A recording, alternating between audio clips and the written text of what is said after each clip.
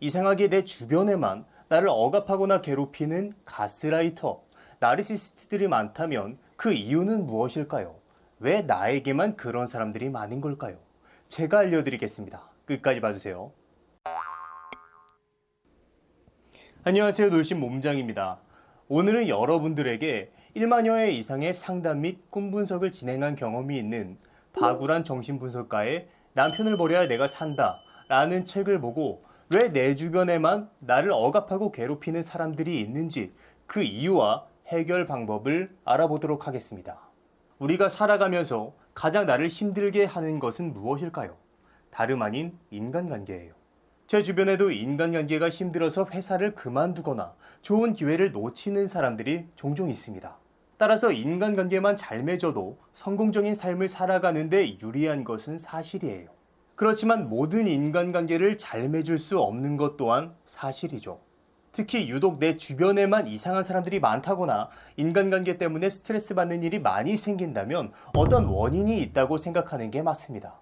그러한 유형의 사람 중 대표적인 사람이라고 볼 수 있는 경우가 흔히 우리가 말하는 가스라이터, 과학적인 관계 속에서 나에게 고통을 주는 사람이라고 말할 수 있겠죠.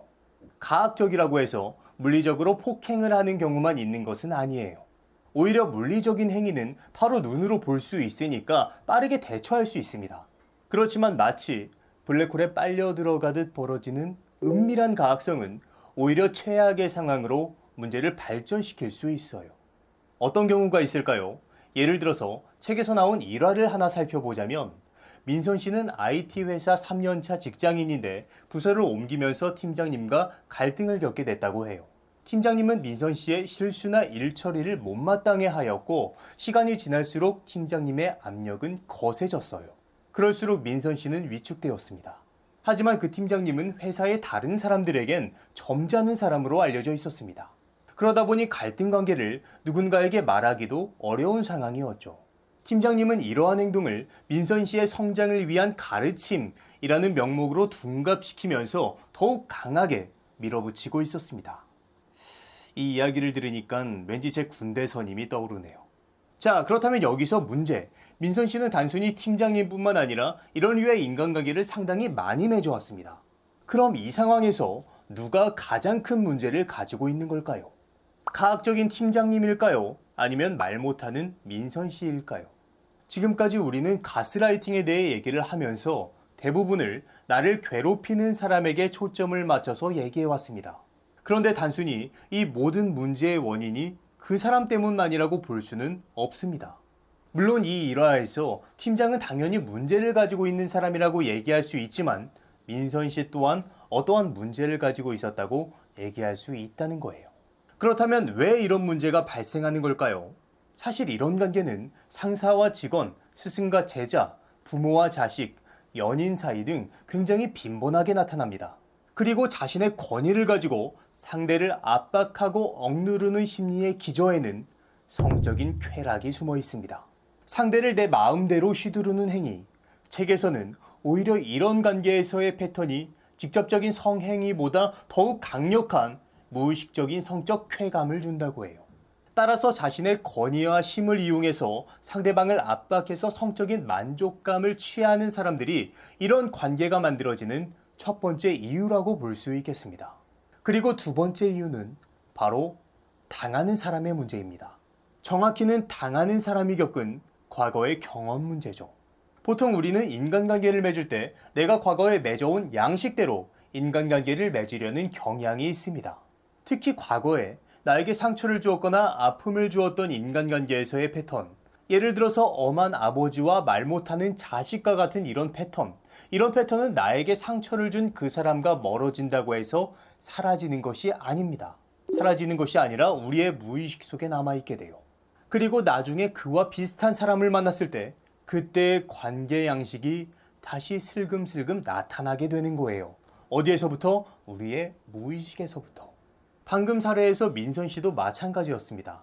민선 씨는 과거에 언어폭력을 쓰는 아버지 밑에서 자랐습니다. 그 아버지는 사람을 압도하는 표정이나 비꼬는 말, 조롱하는 듯한 말을 사용하였고 민선 씨는 오랜 시간 그런 아버지 밑에서 노출되었죠. 물론 나중에 아버지와의 관계는 멀어졌고 이러한 기억도 기억에서 차츰 잊혀져 갔지만 아버지와 비슷한 연배의 사람들과 관계를 맺을 때면 마치 그때처럼 위축되고 쭈그러들었던 모습이 다시금 재현됐던 거예요. 마치 풀리지 않는 실타래처럼 말이죠. 다시 민선 씨의 현재로 돌아와서 그렇다면 민선 씨는 회사를 퇴사하는 것이 정답일까요? 책에서는 그렇게 인간관계에서 멀어진다고 해도 무의식적인 대물림까지 해방되는 것은 아니라고 얘기합니다. 따라서 중요한 것은 바깥으로 향했던 나의 에너지를 내면으로 돌리는 것이라 말하고 있습니다. 에너지가 지나치게 외부로 향하게 되면 무조건 상대방을 탓하고 환경을 바꾸려는 외부적인 변화에만 몰두하겠죠. 우리에게 진정한 변화는 무엇일까요? 내향적인 사람이 외향적인 사람으로 거듭나는 것이 진정한 변화일까요? 이 책에서는 그것은 진정한 변화라 보기 어렵다고 말합니다.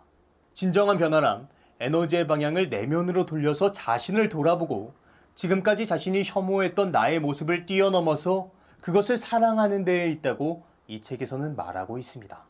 그러기 위해선 있는 그대로의 자신의 모습을 수용하고 받아들이는 것이 가장 중요한 일이라고 말할 수 있겠죠. 민선 씨의 경우 무조건 팀장을 욕하는 방식으로 에너지를 외부로 돌리기보다 자기 자신이 관계 속에서 상대방의 먹이가 되게끔 행동한다는 사실을 깨닫고 그것을 수용하는 것이 첫 번째 단계라고 생각할 수 있을 거예요. 내가 과거의 아버지와의 관계 때문에 이러한 인간관계 양상을 가지고 있다는 사실을 인정하고 나의 서글픈 과거의 모습과 마주하여 그때 나와 화해하라는 겁니다. 다시 말해서 내가 무엇을 왜 반복하고 있었는지를 깨닫고 어떤 이유 때문에 이러한 관계를 유지하며 살아왔는지를 이해하는 거예요. 어쩌면 내가 자꾸 그러한 관계를 반복했던 것은 과거의 아버지 혹은 나에게 상처 줬던 사람과의 관계를 반복해서 나의 상처받은 마음을 극복하고 싶었던 무의식의 시도는 아니었는지, 진정한 변화를 위해서 나는 어떠한 마음을 취해야 하는지 생각해 볼 필요가 있다는 것이죠. 그리고 더 나아가서 그때의 아버지나 나에게 상처를 줬던 그 사람들의 욕망은 사실은 나약함에서 비롯된 허상이라는 것을 이해하고 그 사람들의 욕망에 사로잡히기보다 지금 내가 원하는 것이 무엇인지 깨닫는 주체적인 나로서 살아가는 것이 진정한 변화의 시작이라고 말할 수 있겠습니다. 여러분은 어떠한 관계를 반복하고 계시나요? 그리고 그 관계 속에서 스스로에 대한 무엇을 돌아볼 수 있으신가요? 그리고 지금 당장 여러분들이 원하는 것은 무엇인가요? 남편을 버려야 내가 산다 라는 책에서는 정신분석을 통해 관계 속에서의 마음의 자립을 위한 다양한 방법을 소개하고 있습니다. 특히 이 책은 인간의 본능인 성적인 욕망과 더불어서 껍데기 없는 날 것 그대로의 남녀의 욕망을 이야기하고 있어요.